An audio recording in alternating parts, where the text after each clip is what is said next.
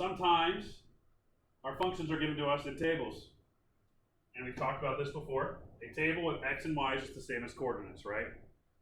So the way to find if a function in these tables is linear or nonlinear is we have to look at the rate of change. When we go from 3 to 6 on the x, we add 3, right? When we go from 6 to 9, we are adding 3. When we go from 9 to 12, we are adding 3. We go from 36 to 30 on the y, we are subtracting 6. From 30 to 24, we are subtracting 6. And from 24 to 18, we are subtracting 6. Now this is important. We have to make sure that our x's are going up by the same every time, and they are. They're all going up by 3. And we also have to make sure that our y's are going up or down at the same rate. In this case, they are all going down by 6. Since the top is the same and the bottom is the same, it is a linear function. We know that it's a straight line. So we know this one right here is linear. And remember, when it's linear, I want you to find the slope. In this case, we're going to find the rate of change. So x is going up by 3, y is going down by 6. We know it's rise over run. We're going to put y on top and x on the bottom. So on the top, we have a negative 6 because it's going down by 6 every time. So m equals a negative 6 on top over our x, which is a positive 3 because it's going up by 3 every single time. So we know it's linear. We know our slope is negative 6 over 3. If we want to reduce that, negative 6 divided by 3, our slope is a negative 2. That tells us that this chart right here has a downward slope of negative 2, or negative 2 over 1. Now let's look at the next one.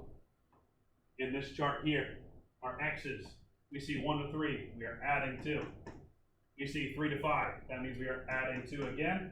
And we see 5 to 7, we are adding 2. So our x's are good, right?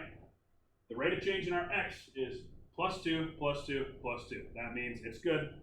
It's all the same. So let's check out the y's. From 2 to 9, we're adding 7. From 9 to 20, we're adding 11. At this point, you can tell it's nonlinear. But from 20 to 35, you're adding 15. So the x's are the same. However, the y's are not, which makes this non-linear.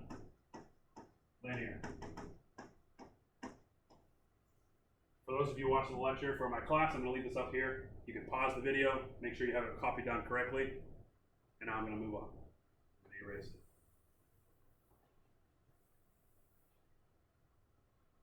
Okay, we're going to do 2 more, and it looks like they're tables just like we just saw. So, top table. Let's look at the x's first. What are they going up by? 2 to 4, they're going up by 2. 4 to 6, they're going up by 2. 6 to 8, they're going up by 2. X's are the same, we're good. Now look at the y's. 9 to 18, that's plus 9. 18 to 27, plus 9. And 27 to 36, we're going up by 9. The x's are the same, the y's are the same. It is a linear function. So we know it's linear. Now let's find the rate of change, or the slope. Again, the slope is rise over run. Rise is the y, run is the x. So the y goes on top. So m equals, the 9 is on top, the run, or the x, is on the bottom.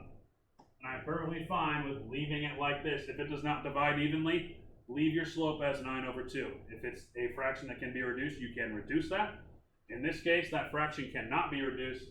So leave it as 9 over 2. It makes things a lot easier when we start graphing slope in the future.